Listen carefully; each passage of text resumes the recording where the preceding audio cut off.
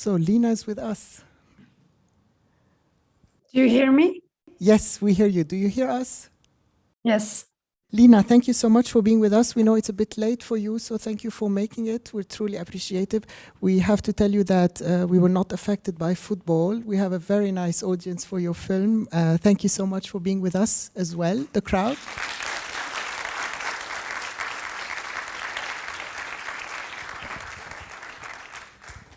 I'm going to ask you a couple of questions because I really like the audience to just pitch in with their questions. I will start with you, Lina. You've known your grandparents all your life, and then you decided suddenly to film them.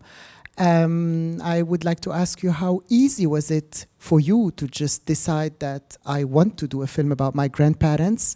And both characters are extremely different from one another. So I wanted to ask you, how was it for you to deal with them as characters in your film as opposed to just being your grandparents? And how easy or difficult was it for you to work with each of them, because each, I assume, had a different perspective on doing things with you?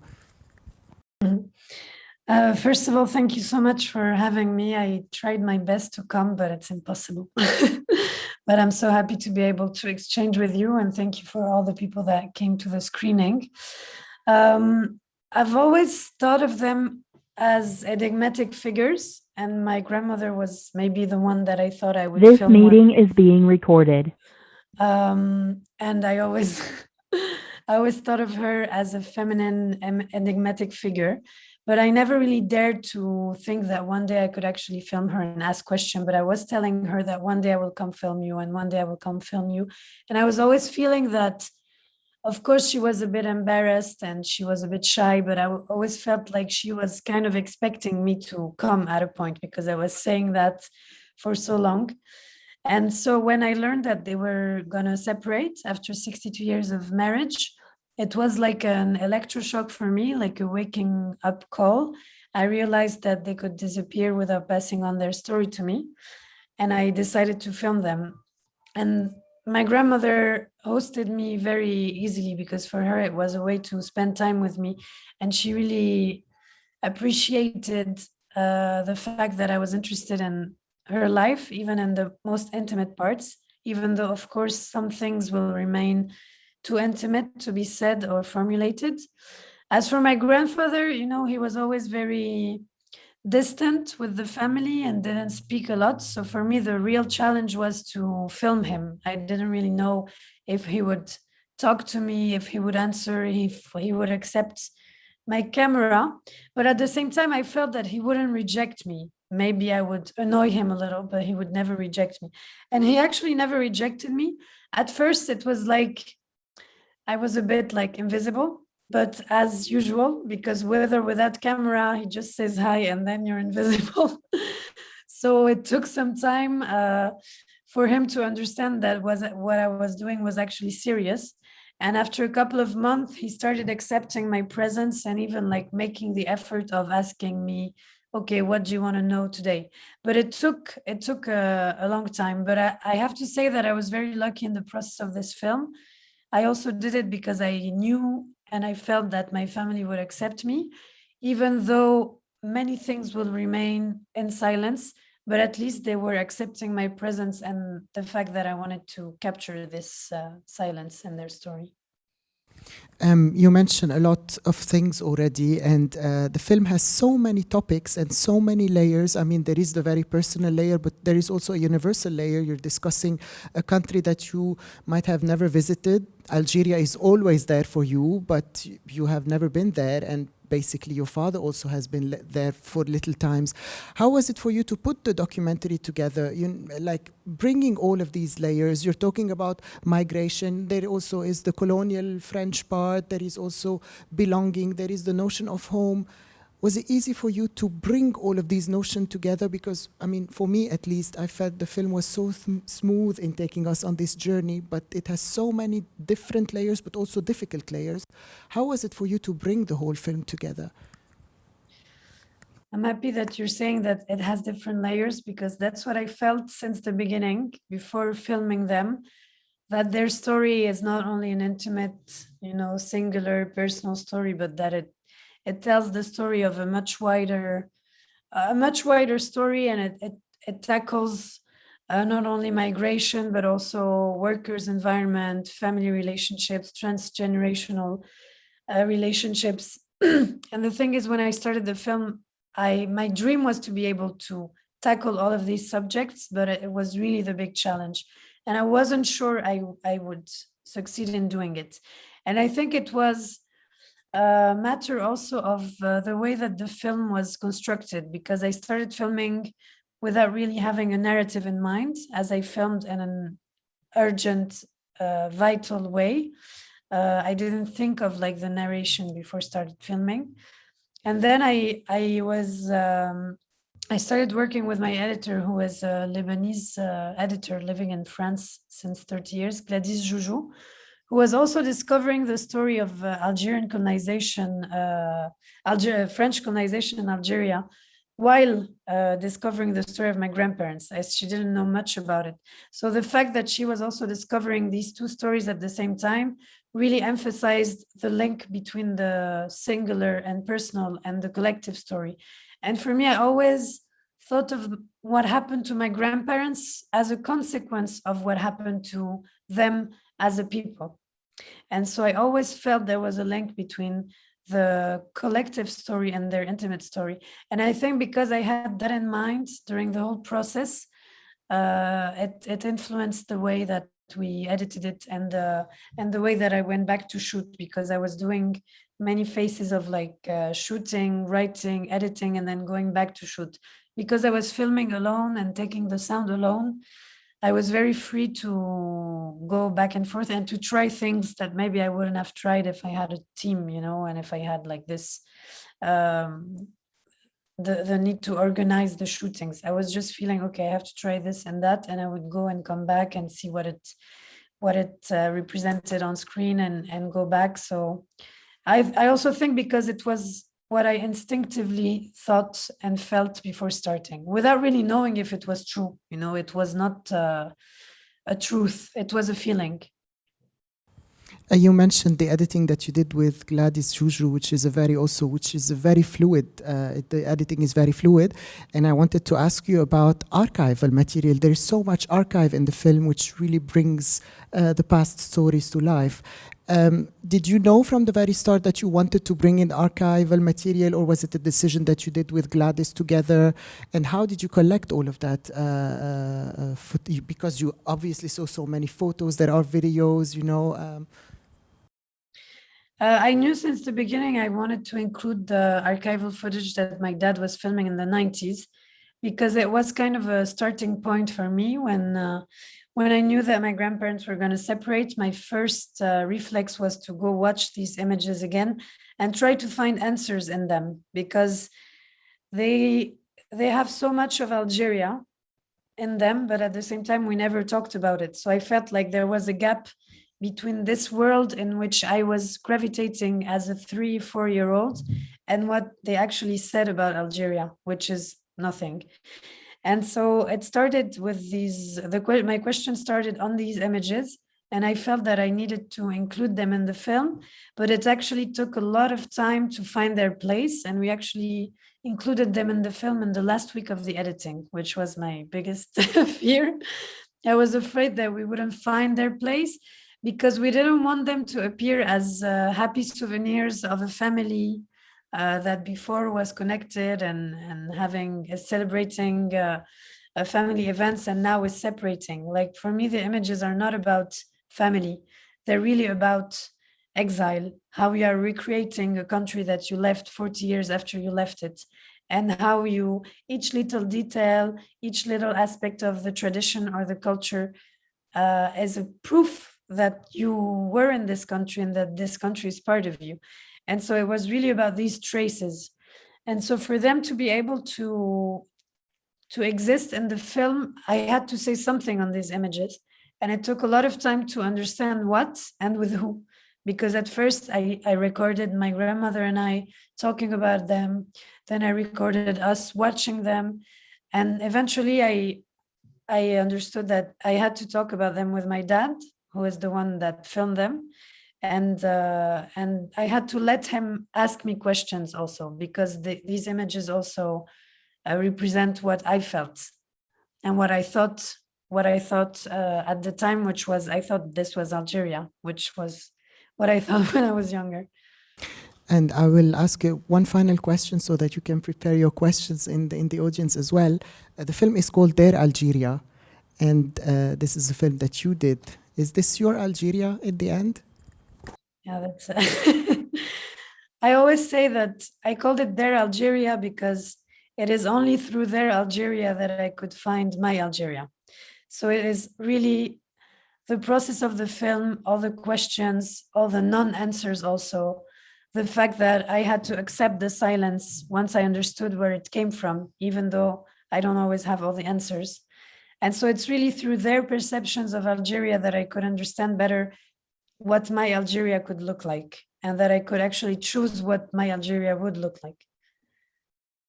Thank you so much. Unfortunately, I have this projector in my eye, so I cannot see anyone. Is there any question from the crowd? Thank you. Yes, please. I will ask you to project, and so we can repeat the question in case Lina doesn't hear it.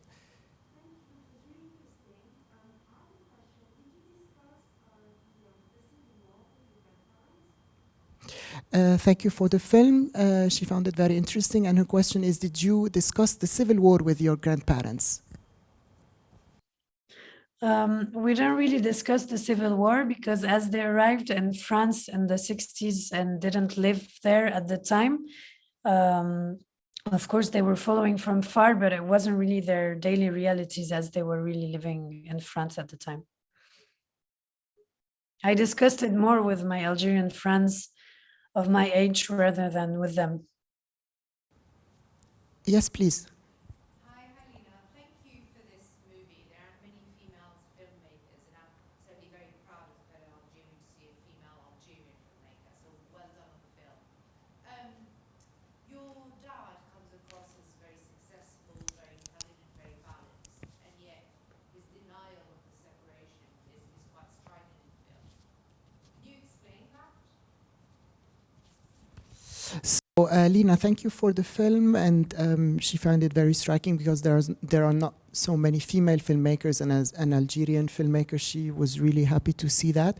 The question is actually about your father, who's very present in the film and appears as a very successful person in the film, but also what the lady was struck with actually is the fact that he's completely denying the separation of your grandparents.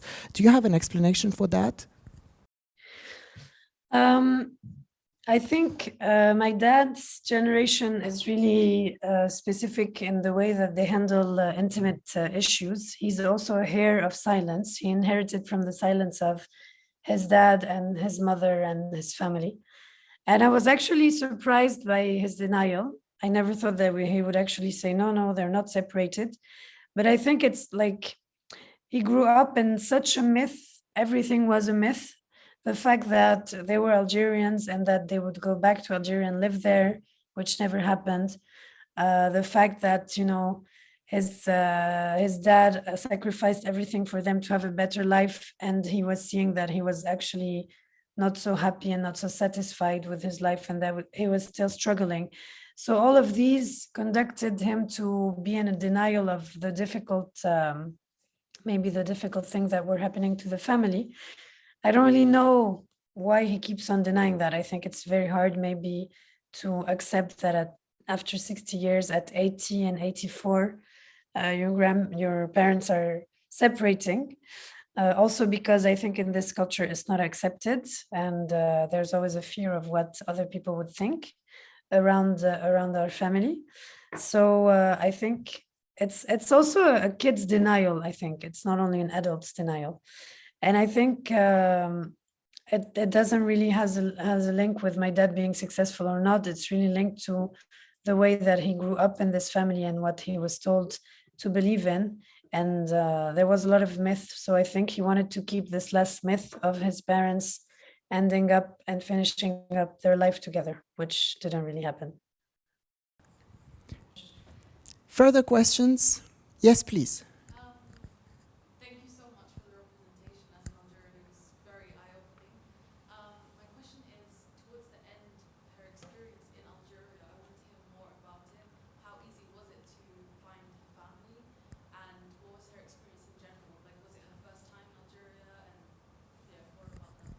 So there is a lady who thanks you for the film. She's Algerian and she was very moved by it. She wanted to ask you about your experience in Algeria. Was it your first time going there? How easy was it to find things? And can you elaborate a bit more on that? So the first time I went to Algeria was when I was 20 years old, so 11 years ago, long time before I thought I was going to make a film one day in my life. I was studying history in La Sorbonne University in Paris, and I was specialized in the history of Arab contemporary societies.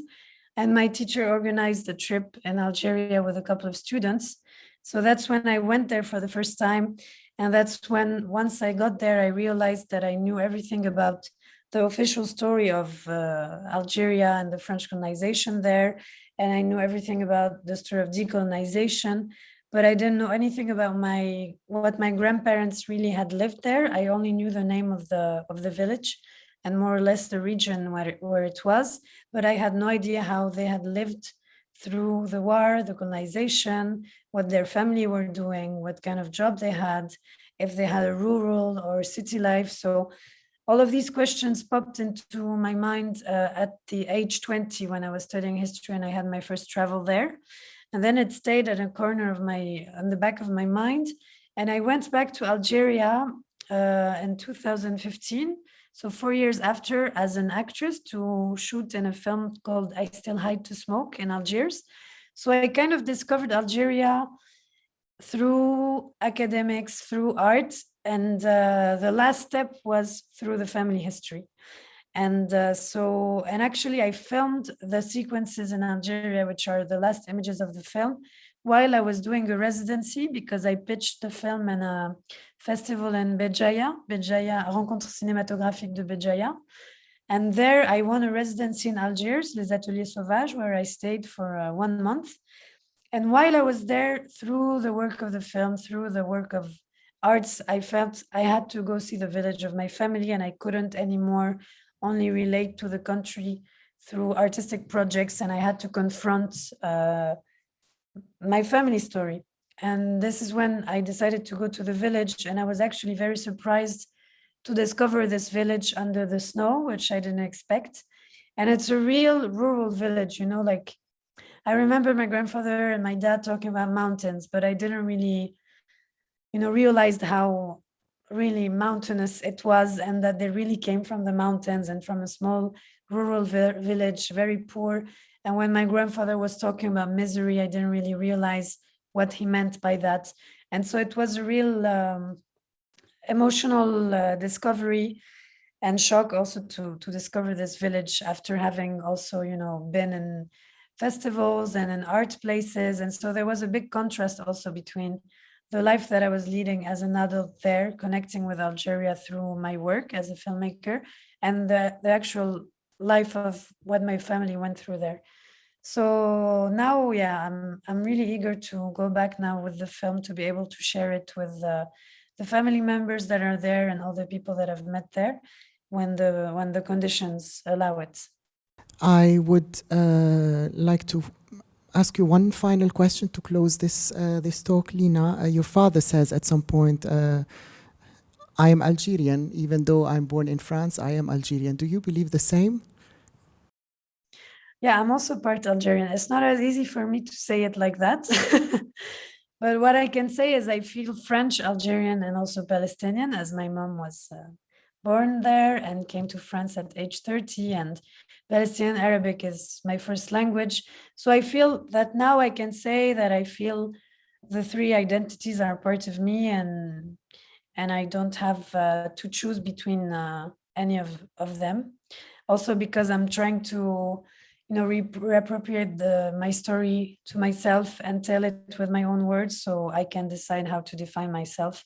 And I don't owe, this definition to the people who ask. So now I can say that. It took some time. Lina, thank you so much. We just want to also let you know that Lina is preparing her second feature documentary, which shows her mom's side of the story, or her mom's family tree in a way. We know it's very late for you, Lina. Thank you so much for being with us. We're truly, truly appreciative, and also thank you for being with us, the audience. Before I let you go, I would like to let you know that starting Sunday, we have an online program which is happening as well. We wanted this to be a hybrid edition, and we also are very happy to show a Swiss-British-Algerian co-production, if we may call it. It's a film called My English Cousin by Karim Sayad, which is also a beautiful film, very generational as well, about the filmmaker Karim and his cousin, who lives in the UK and who feels neither at home in the UK nor in Algeria. So it also gives you a different perspective on migration, on what home is. And also we will be having Karim for a talk at the very end of this program online. As to those of you who are enjoying the fact of you being able to come to the cinema, tomorrow night we are screening 2 films at the Institute of Contemporary Arts, the ICA. The first one being Let's Talk, which is a beautiful documentary by Rabih El-Khoury, the niece of Youssef Chahine, who made a film about her own family tree and what it feels like to raise a daughter being there but also not being there all the time. And right after, we have the Sudanese film You Will Die at 20 by Amjad Abul Ala, which is a film from Sudan, winner of the Line of the Future at the Venice Film Festival 2 years ago. So if you want to be with us physically and at the cinema, you are most welcome. There are still a couple of tickets left, so grab them while you can. And finally, this being our last screening at Institut Français, we would like to thank Diane and her full team, the projectionists, the people at the booth, the people who let us in, and the people who welcomed us in this beautiful venue. Thank you so much. Thank you, Lina, and have a nice evening. Thank you so much. Thank you, everyone.